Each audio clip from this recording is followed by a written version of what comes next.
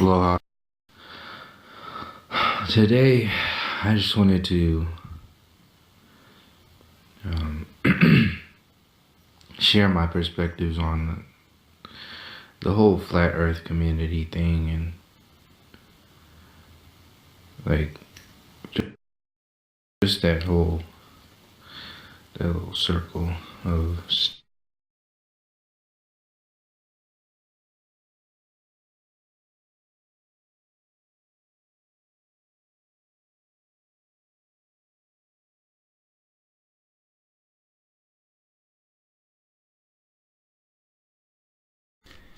An update to what's going on here with the whole net neutrality and the FCC announcing that this vote to reverse it is in motion. This vote is going to go down December 14th. And right now, they're announcing this plan to repeal the 2015 regulation that was designed to ensure that internet service providers treat all online content and apps equally.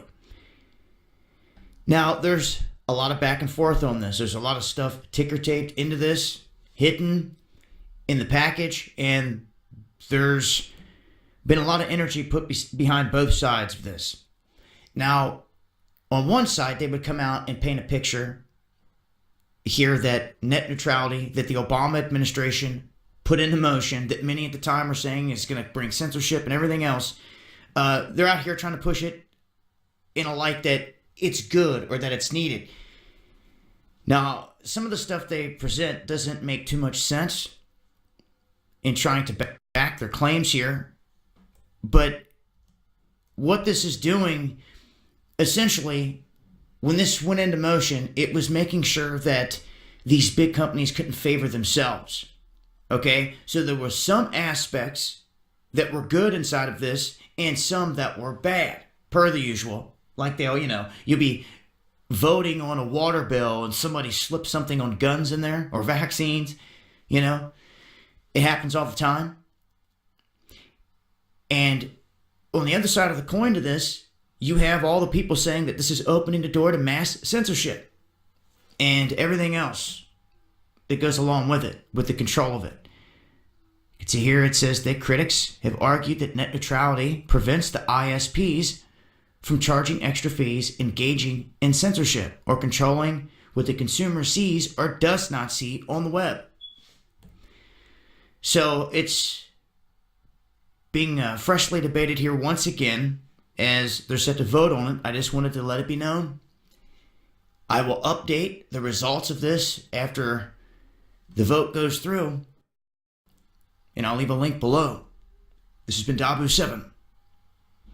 Peace.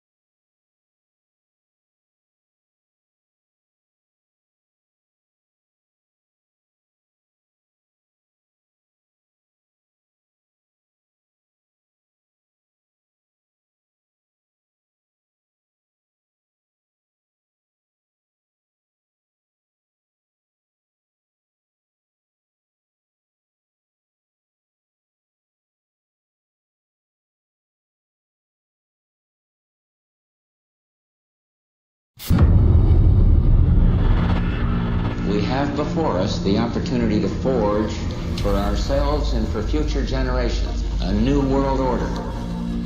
A new world order. Child sex trafficking. The deep state is trying to destroy Donald Trump's presidency. Loose the battle plans of heaven. It's all about control.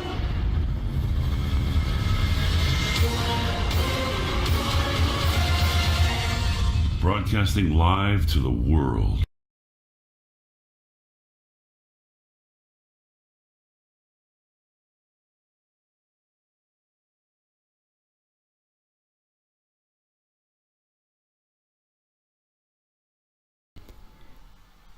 Well, in terms of what they're doing in Puerto Rico, most could see this as being something good in terms of helping the people on the ground have communications.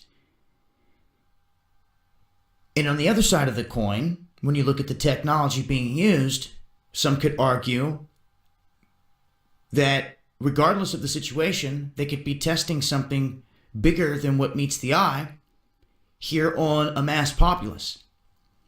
Now, this cell tower in the sky that's been approved, it's the flying cow drone, so to speak, by AT&T. It will go up in the air and it will broadcast this LTE coverage signal across the area. Now, we've talked about in the past, for those that are not familiar with this, the 5G LTE, what they can do here with this technology. I've shown with the drones too. With Wi-Fi, they can circle a building and they can determine what is inside of it. It gets kind of creepy when you start to realize that these drones can circle a building with technology, and they know if you're hiding in there. They know if you're in the building. And when they're using routers, computers, and other technology inside of a home or a business, they can use that too to send out waves. And it's almost like a radar bouncing off of things. They build this image. And I can't help but think that with these things in the air, spread out over large distances, they're going to be able to do this large scale, is the thing. So things to keep in mind here. On the plus side, it is helping to get communications to the people here in this area. But on the other side of the coin, it has the potential to be utilized for a whole lot more. That's the latest. I'll leave a link with more. It's been Dabu7. Eyes to the skies.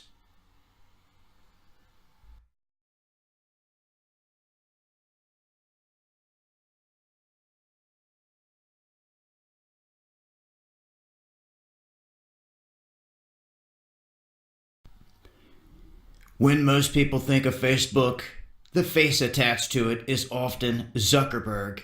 And that's all many people associate with Facebook. They fail to see all the many people that are around Zuckerberg that helped create this and that were a part of it. And we can go on about the true roots of this. And I truly think that the founding roots came from the Alphabet gang, fully being controlled by them. Many of the social media platforms, they have backdoors and deals with all of them, it seems. And there's no privacy to anything. Well, this 38-year-old founding president of Facebook, Sean Parker, was uncharacteristically frank about his creation in this interview that he just put out in Axios. So much, in fact, that he concluded that Zuckerberg after reading. Now, he basically goes on to state that they went on with the intention to consume as much of your time as possible. He says that, I don't know if I really understood, and this is coming from Sean, he says, I don't know if I really understood the consequences of what I was saying. When he says, when he was talking to people out there, introducing Facebook to them, they're like, no, yeah, I love my real life interactions. I love my value of the present and my intimacy with people, and don't want to be trapped in technology. He would always say, well, we'll get you eventually. Now when he looks back on it, he feels that it was kind of, I guess, evil looking at it in that light. And he says that only God knows what this thing is doing to our children's brains. Admitting that this thing is designed to consume as much of your time and conscious attention as possible. How do they go about consuming as much of your time and conscious attention as possible? And this is how it's set up. So he goes on to say a few other things here, but I wanted to make note of it. It's rather interesting. I'll leave a link. It's been Dabu7.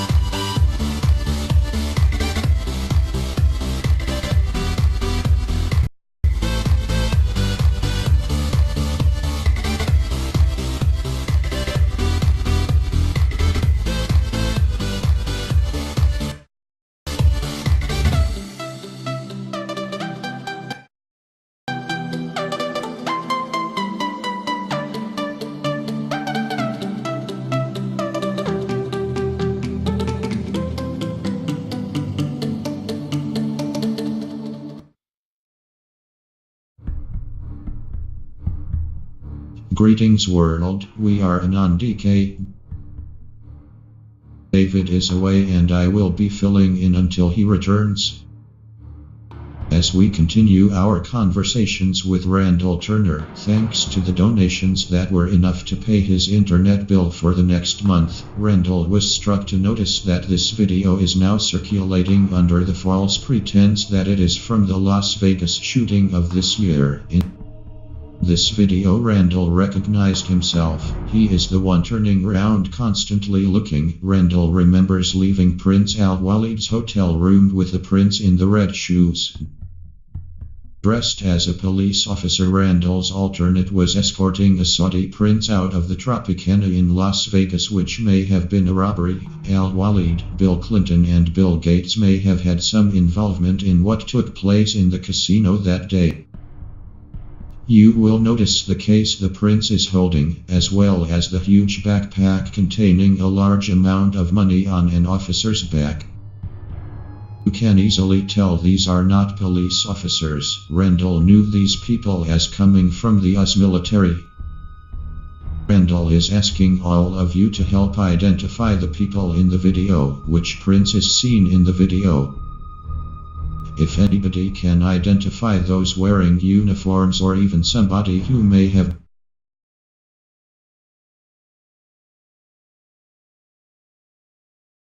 been present when this occurred. Here is a voice recording of current-day Randall that matches the voice recording from this video, proving it was not taken in 2017 as Randall broke free of the MK Ultra program in 2014. Hands up! Hands up!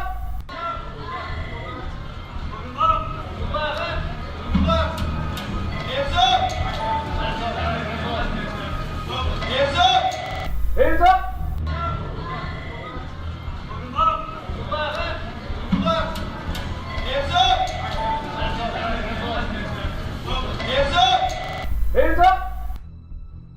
Please help us locate the man in the white shirt. It is likely a Saudi prince.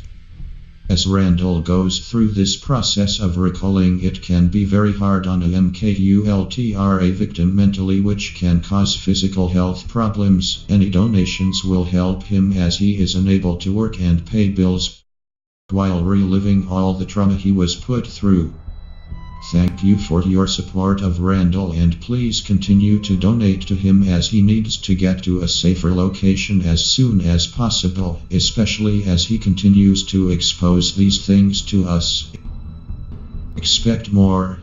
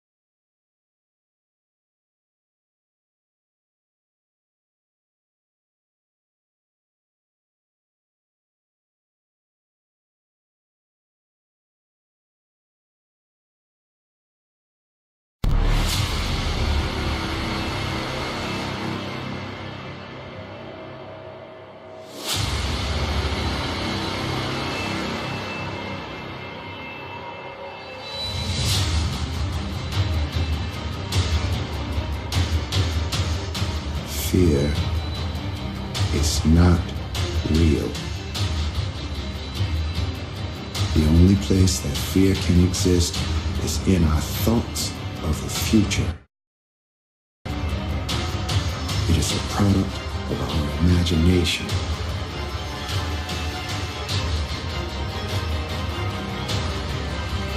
Do not misunderstand me. Danger is very real, but fear is a choice.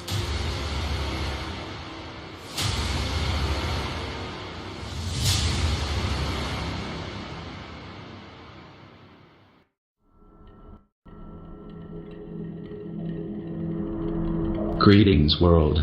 We are on DK. As we continue turning our document L the Bloodlines into video, today we must go back just a bit, to around 129 BC. We have detailed the beginnings of the elite bloodline, starting with Cain and learning about the tribes of Naphtali, Dan and Asher. We have watched the families grow and spread. In our last video we discussed the Roman area and line that had been in power there since 2500 BC. What was the Naphtali line before the families known as the tribe of Dan sailed to the American continent and up to Britain and Scandinavia? We have seen their battles and laws and religions. We learned how the bloodline split after Troy, leaving many to stay in the Germanic area across the Rhine. Today we will discuss the line of the Germanic tribes, and you will now see how they went on to occupy the Asian lands and Europe.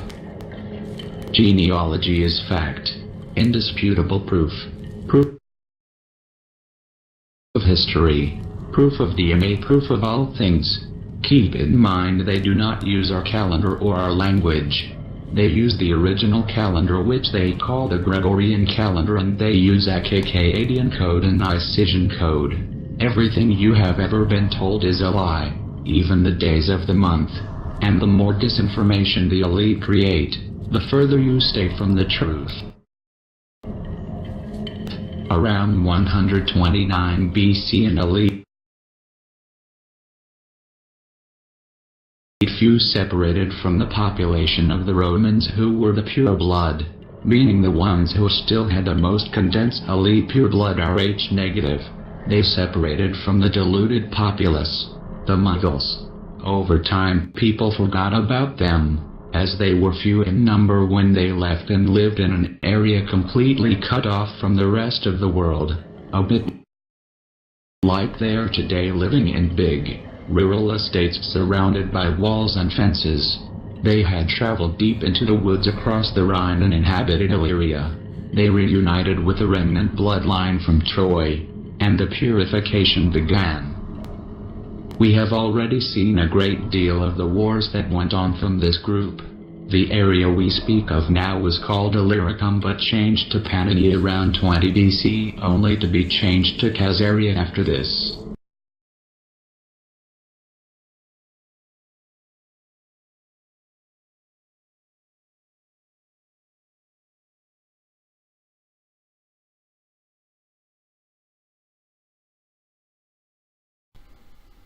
This is a heads up here for Android users, and for those that may think that if you turned off the location services on your phone, that no one would then be tracking you. Or if you think that because you never inserted a SIM or used any apps, that it would not send out data. We're coming to find out that Google has been scraping data off of Android phones anytime they connect to the internet.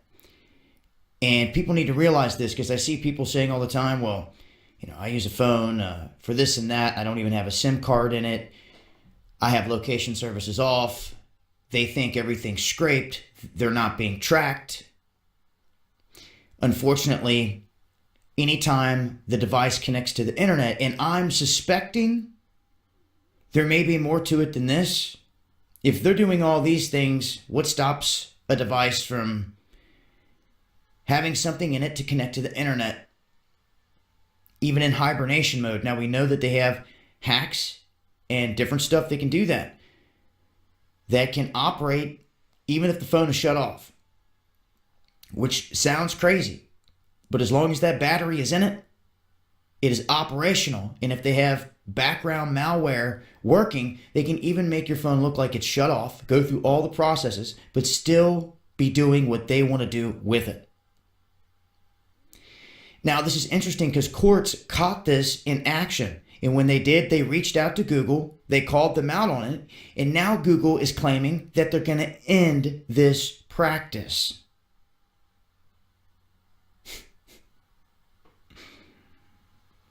I just wanted to give you the heads up. Who knows what else is going on out here? But for people that think, because of no SIM card, location services shut off, and all that good stuff, that the data is not being shared, it is. I'll leave a link here with more info. It's been Dabu7. Peace.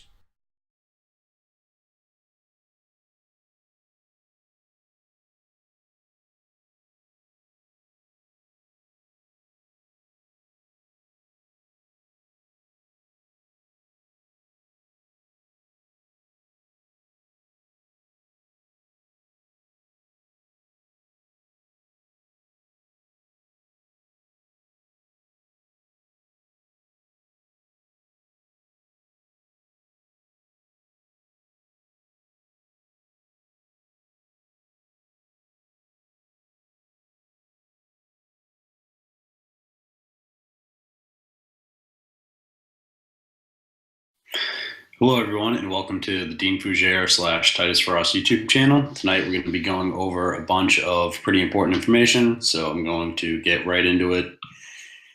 And it's going to be regarding Pedogate and the Jeffrey Epstein part of it, along with some other things. So let's start with the information. Hollywood actor Kevin Spacey accused of raping a 14-year-old actor. Media downplays allegations.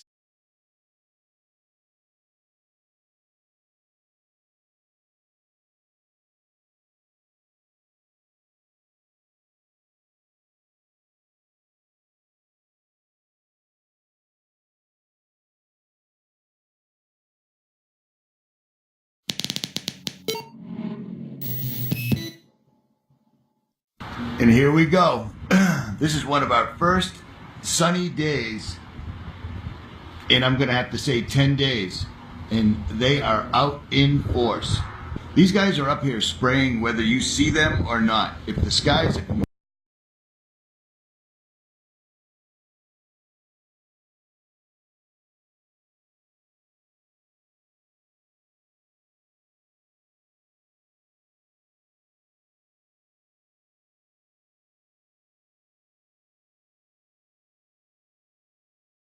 Banking, the greatest scam on earth. Thomas Jefferson said, "I believe that banking institutions are more dangerous to our liberties than standing armies. If the American people ever allow private banks to control the issue of their currency, the banks will deprive the people of all property until their children wake up homeless on the continent their fathers conquered."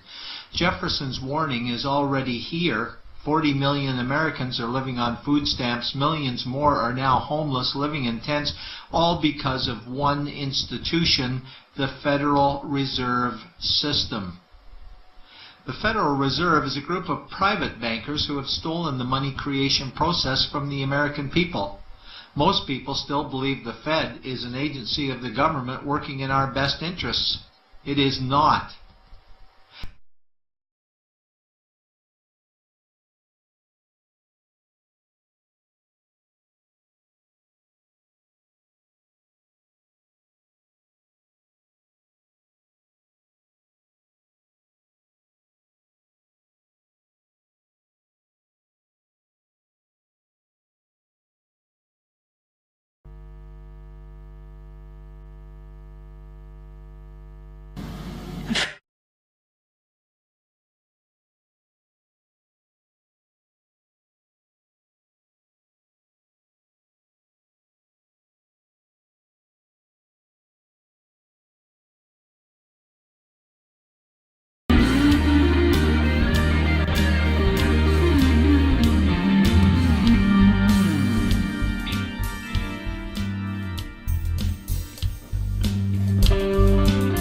Exposing the New World Order and putting truth into action, you're listening to the Hagman and Hagman Report, streaming live from the Global Star Radio Network.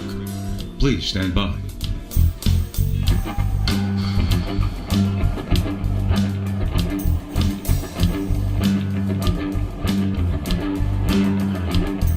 Ladies and gentlemen of the jury, the prosecution is not going to get that man today. No.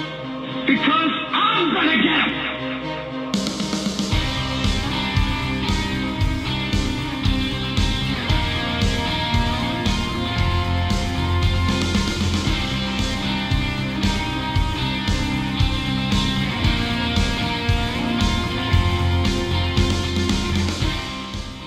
And welcome everybody to this edition, the Tuesday edition of the Hagman Report. Today is Tuesday, November 21st, 2017. Joe Hagman, your co-host, along with Doug Hagman. Together we are the Hagman Report, coming to you live each weekday, 7 to 10 p.m. on Global Star Channel 3, Blog Talk Radio, as well as live on YouTube. We got a fantastic show. We're going to get right into it today.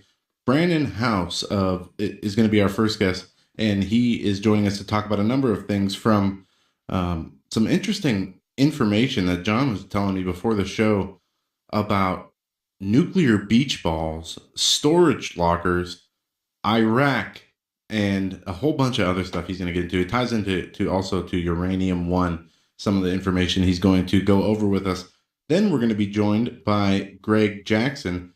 He's going to come on to talk to us about the situation with Roy Moore, as the Senate race is less than a month away. You had accusers coming out of the woodwork. Really, Gloria Allred ruined the credibility of many. And what we started today was they rolled back out the first accuser. And I have a theory about this. I believe, like we see in the news for the last 2 months, we've seen a whole number of people, politicians, people in media. Today, yesterday it was Charlie Rose. He's been fired from CBS. Today we see Disney chief creative officer is taking a 6-month leave of absence for his sexual misconduct that is apparently going to come out. His name is John Lasseter. The great post So we summarizing see these ongoing claims of sexual assault, sexual misconduct, groping, and with Roy Moore, we saw that this seemed to be more political than anything. One of the accusers that Gloria Allred rolled out had a number of holes in her stories, from Judge Roy Moore presiding over her divorce case in 1999, which she failed to mention or disclose, and also the issue of the signature on the yearbook. Was it forged? The DA on the signature, we know, was his. She would have his stamp signature, and that's where the DA comes from. So the credibility was ruined of the one accuser. But what they did now is they took the first woman who came out and started giving her interviews. And now we see the very first accuser of Judge Roy Moore, who said that he had an inappropriate relationship with her when she was 14 that consisted of a date that they went on. And they're rolling this lady back out, which is fine. She should tell her story. But I believe they've done this because they saw how the last accusers lacked credibility. The lady Gloria Allred rolled out.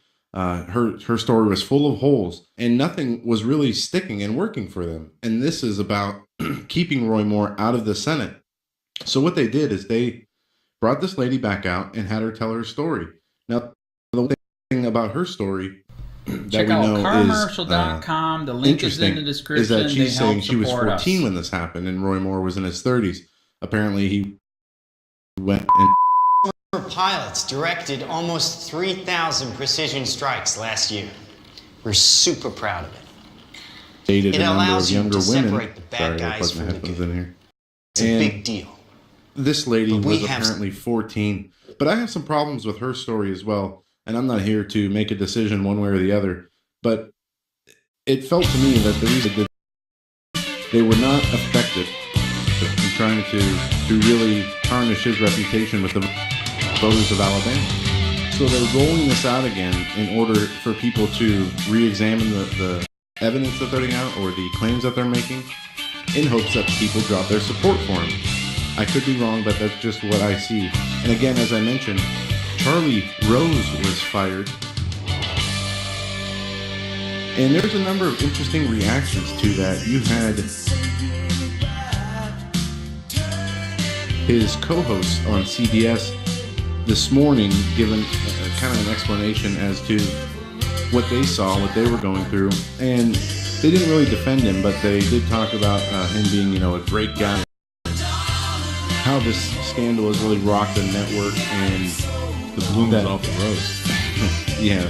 But some interesting hypocrisy, as we expect from the mainstream media. One of the more interesting ones is Joy Behar of The View. Now, this lady is crazy. In my opinion, she's crazy. She was one of the big defenders of Bill Clinton when he was being accused of anything from rape to groping to exposing himself. And Newsbusters has a great article up. The View's Joy Behar hypocritically scolds Kellyanne Conway on Roy Moore after she defended Clinton on rape. In light of all the accusations of sexual misconduct, harassment, and assault coming out now against liberals and Democrats, some on the left are hunkering down and sticking to their partisan politics, more so now than ever. Longtime host of The View, Joy Behar, has been increasingly uncomfortable in the past few weeks as the ABC panel has discussed allegations against Harvey Weinstein, Al Franken, Louis C.K., and now Charlie Rose. Her usual diversion has been to bring up against President Trump during the campaign. And I've been watching these clips off of Newsbusters, and every time they start talking about a sexual allegation, whether it's against Harvey Weinstein or Charlie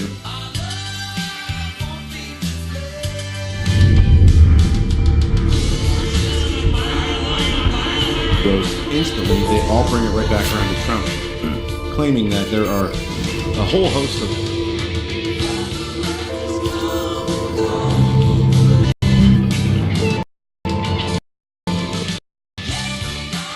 people that are accusing him of the same thing. But anyway, what the point of this is Joy Behar, the lady who defended Clinton against rape, is take Kellyanne Conway to for saying that she would like to see Glenn get elected, if only for the sole purpose to get the tax bill through.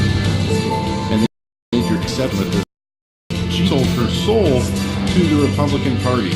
And they all agree. But there's a lot more we can get into here, but I'm not going to take any more time away from our guest.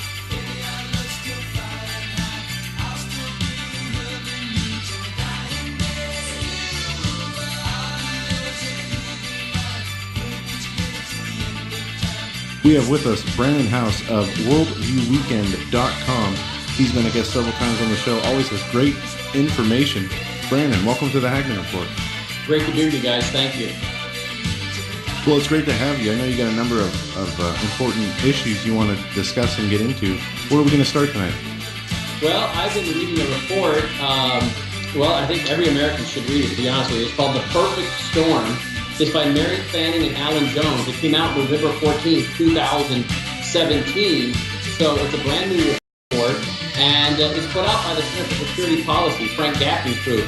It's 91 pages, and I've read the bulk of it. And in fact, today on my broadcast at worldviewradio.com, I interviewed Claire Lopez, who was with the CIA for many years and speaks numerous languages. She's an expert on Russia, Iran. I had her on for the full hour. That'll be posted tonight at worldviewradio.com. And she works with this organization that put out this report.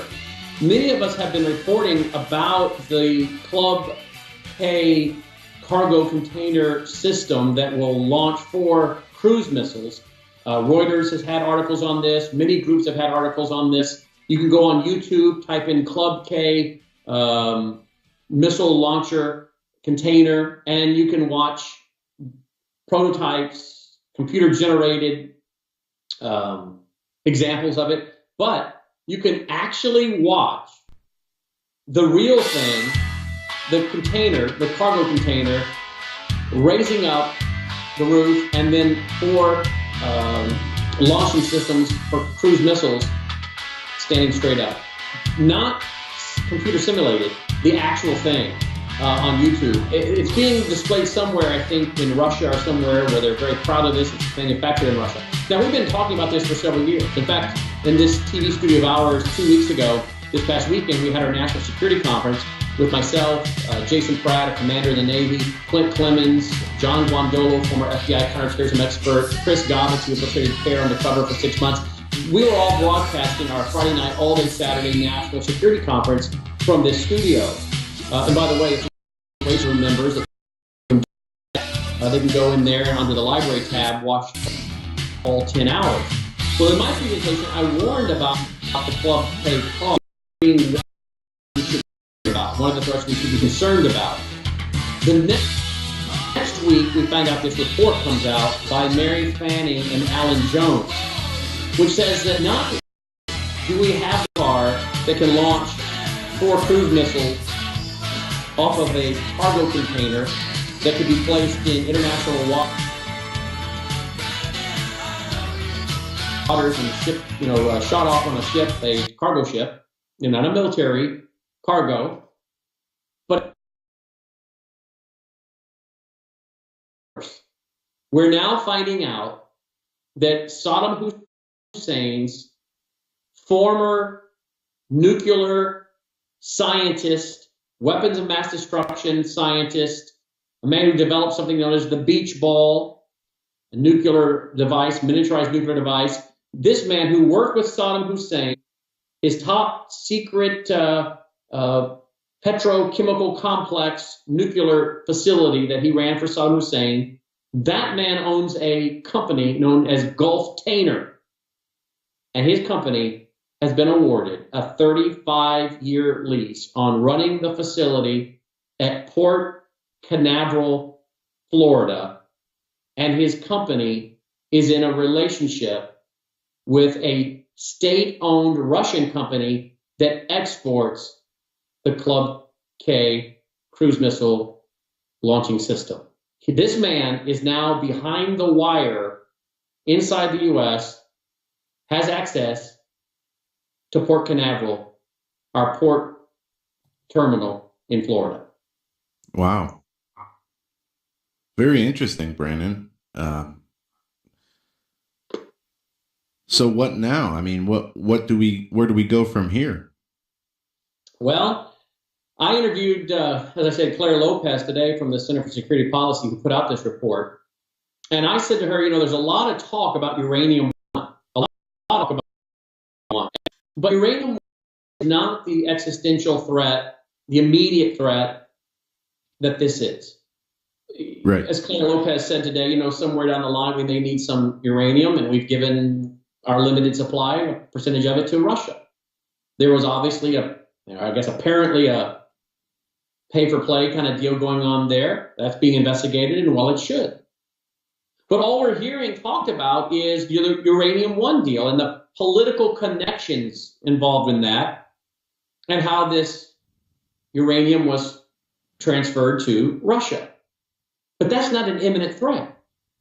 The imminent threat right now is that we could have Club K missile launching cargo terminals, terminals that are, well, let me back up. We could have the Club K containers that have the ability